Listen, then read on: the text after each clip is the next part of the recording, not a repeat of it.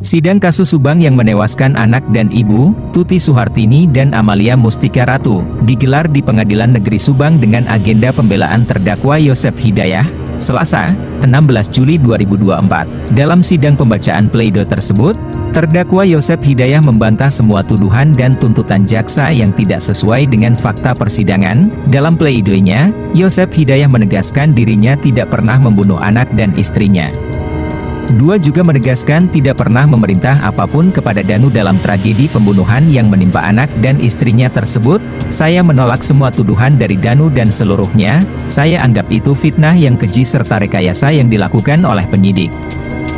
Pikir aja dengan logika mana ada seorang ayah tega membunuh anak dan istri, tegasnya. Saya tidak terima ditetapkan sebagai tersangka oleh pihak kepolisian Polda Jabar. Selama pemeriksaan saya banyak diintimidasi oleh penyidik. Imbuhnya, Yosep juga membantah keterangan saksi-saksi yang sebelumnya dihadirkan Jaksa Penuntut Umum, JPU, Kejari Subang. Saksi yang dihadirkan JPU semua keterangannya penuh rekayasa dan sengaja menyudutkan dan memfitnah saya, katanya. Melepas dengan adanya perbedaan pendapat dalam persidangan ini, akan tetapi semuanya adalah untuk menentukan sebuah kebenaran material. Setelah kami mempelajari dengan sesama surat tuntutan saudara jaksa penuntut umum yang dibacakan dalam persidangan pada 4 Juli 2024 yang lalu, maka perkenalkanlah kami Rohman Hidayat, SHMH, Bajar Sidik, SHMH, ini saudara Esa, Rijal Hidayat, SHMH, Erwin Meman Halawa, SHMH, Yaitu Marulani, SH, Asep Rohman SH, Indrawat SH, Suhendra SH, dan Jenderal Subyata SH, semuanya advokat dan penasihat hukum pada kata hukum Rohman Hidayat dan Fadlan yang berdudukan di Grand Hotel di Bandung. Selaku kuasa hukum, terdakwa berdasarkan surat kuasa khusus nomor 015 KHP SK garis-miring 01-3 2024 tanggal 25 Maret 2024. Sebelum kami menyampaikan substansi dari nota pembelaan ini, kami penasihat hukum terlebih dahulu menyampaikan sebuah refleksi mengenai teori dogmatik hukum yang kiranya telah kita pahami bersama pada saat menuntut kuliah dahulu. Hukum merupakan peralatan sosial hidup di masyarakat guna mengontrol kehidupan di tengah-tengah masyarakat atau sosial kontrol. Hukum mempunyai peranan untuk menciptakan kedamaian, dan kedamaian itu merupakan konsep yang menjamin keselarasan antara kehakiman yang bersifat lahiriah dan ketentraman yang bersifat batiniah. Masalah pokok dalam hukum selain pembentukan hukum juga terdapat masalah penegakan hukum. Suatu perbuatan yang berimplikasi hukum tentunya perlu dilihat dalam segala aspek proses penegakan hukum, sebagai contohnya perbuatan kejahatan. Mengutip pendapat Profesor Dr. LS Susani SH sebagai antitesis dari pendapat Mendelssohn dalam bukunya Kriminologi mengatakan bahwa perbuatan kejahatan selalu merupakan hubungan dengan orang lain, terutama korban. Hal ini disebut sebagai kriminologi hubungan-hubungan.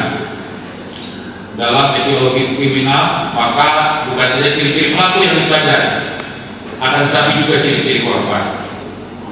Kemudian yang menjadi dasar kami sebagai penasihat hukum mengajukan nota pembelaan atau pledoi ini berdasarkan kepada ketentuan pasal 182 ayat 1 huruf B Undang-Undang Nomor 8 Tahun 81 tentang hukum acara pidana yang menyebutkan selanjutnya terdakwa dan atau penasihat hukum mengajukan pembelaannya yang dapat dijawab oleh penuntut umum dengan ketentuan bahwa terdakwa atau penasihat hukum selalu mendapat giliran terakhir. Pertama-tama kami mengemukakan bahwa sebelumnya terdakwa atas nama Yosep Hidayah bin Endi almarhum telah didakwa oleh jaksa penuntut umum sebagaimana diatur dan diancam dalam pidana dalam ketentuan pasal 340 KUH pidana junto pasal 55 ayat 1 KUH pidana subsidiar pasal 338 KUH pidana junto pasal 55 ayat 1 ke 1 KUH pidana yang tuntutannya telah dibacakan dalam sidang yang mulai pada tanggal 2 yang lalu. Mohon izin majelis dilanjutkan pada Anda. Tanggapan terhadap tuntutan jaksa penuntut umum. Mohon selaku penasihat hukum atas nama terdakwa termasuk untuk melengkapi surat tuntutan yang disampaikan oleh jaksa penuntut umum, dan kami berkeyakinan bahwa majelis hakim yang mengadili perkara akuo ini tentu telah mengetahui dan memahami secara pasti mengenai alat bukti yang diakui oleh undang-undang sebagai alat bukti yang sah.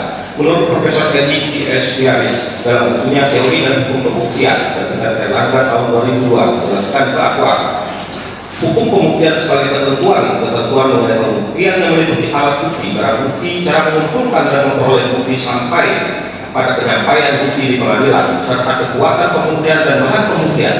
Sementara itu, hukum pembuktian pidana adalah ketentuan mengenai pembuktian meliputi alat bukti, barang bukti, cara mengumpulkan dan memperoleh bukti sampai pada penyampaian bukti di pengadilan, serta kekuatan pembuktian dan beban pembuktian dalam perkara pidana. Lebih lanjut dijelaskan bahwa yang dimaksud dengan pembuktian adalah proses mencari kebenaran atas suatu peristiwa, yaitu peristiwa yang mempunyai akibat hukum. Dalam konteks hukum pidana, pembuktian merupakan inti persidangan perkara pidana, karena yang dicari dalam hukum pidana adalah kebenaran perkara ini. Tetapi pun demikian, pembuktian dalam perkara pidana sudah dimulai sejak tahap penyelidikan.